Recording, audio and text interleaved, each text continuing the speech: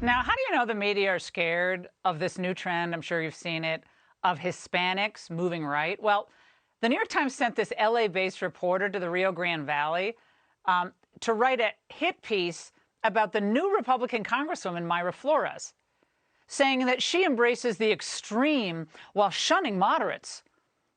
She's a far-right Latina, they said about her.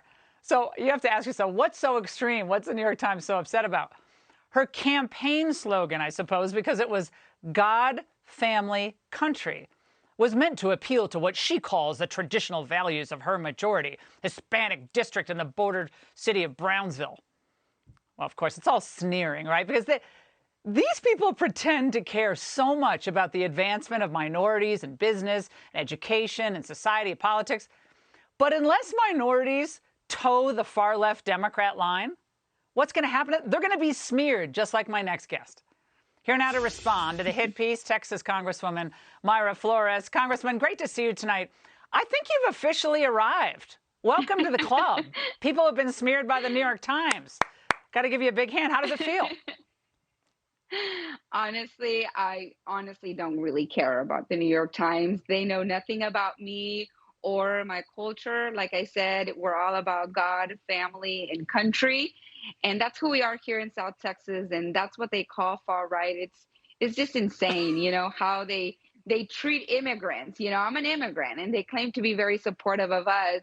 But yet when we decide to run for office and because Oh, no. we are excited and to promote our values that they're against, right? They're against the values that we stand for, God and family values. So they hate it. They hate it. So no, I honestly don't really care about the New York Times. I'm focused on the district that I'm running. Yeah, it's a total badge of honor. So I'm sure, well, you probably were too busy. You were too busy, but the socialist Alexandria Ocasio-Cortez was dubbed a political star of the future when she won, kind of out of the blue. But apparently you're just a far-right menace. What do you say to Latina women across the United States who are watching this tonight, wondering where they fit in politically and seeing things kind of turn so negatively in the economy and so forth today? What's your message to them? Look, all I can say is AOC does not represent the Hispanic community. Definitely does not represent Texas District 34 and who we are here. And we're not worried about the Washington nonsense, Latinx. Worried about the cost of living, gas, food, healthcare. That's what we're worried every single day. We're not waking up, and thinking about what's happening in Washington. They're just so disconnected. It's really sad because they think that the world revolves around Washington, D.C., and that's really not the reality.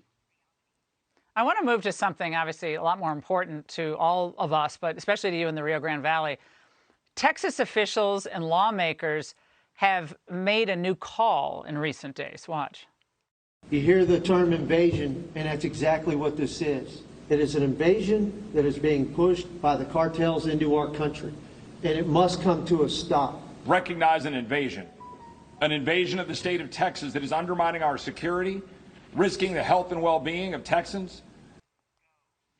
Congresswoman, do you agree with that terminology? Is this an invasion given the sheer number of people crossing the border every week, every month? It really concerns me, but I put the blame on the current administration, the Biden administration. They're, the ones that are encouraging people to come here to the United States, knowing the dangers. They encourage people to go through this dangerous journey, knowing women will get raped, knowing children will be put into child sex trafficking. They know that. But yet they encourage people to come here. Look, the blame is all on the Biden administration and people like Vicente Gonzalez who continue to promote people to come here illegally, knowing the dangers. Look, I immigrated to this country but illegally. Congresswoman, it's not just mothers and their 3-year-old children crossing the Rio Grande. I mean, I've been there. I've spent quite a bit of time. Their cartels are running that border. They're running the border. Absolutely. So I'm asking you very bluntly. Is this an invasion that's being run in part by the cartels into the United States for influence, money, and drugs? Yes or no? Yeah, there's definitely millions of people coming into this country. I do agree with you on that. And yes, the cartel has taken over the cartel. You cannot cross illegally unless you pay thousands and thousands of dollars. And yes, there's children and women coming into our country, but also a lot of horrible people, terrorists also coming into our country, putting the American people in danger. So I agree with you. We do have a serious problem, but I do put the blame on the Biden administration. Well, they're letting it happen. And Congresswoman, again, welcome to the club. You've been officially anointed and baptized into the club of the New York Times. Hated. Great to see you tonight. Thanks so much.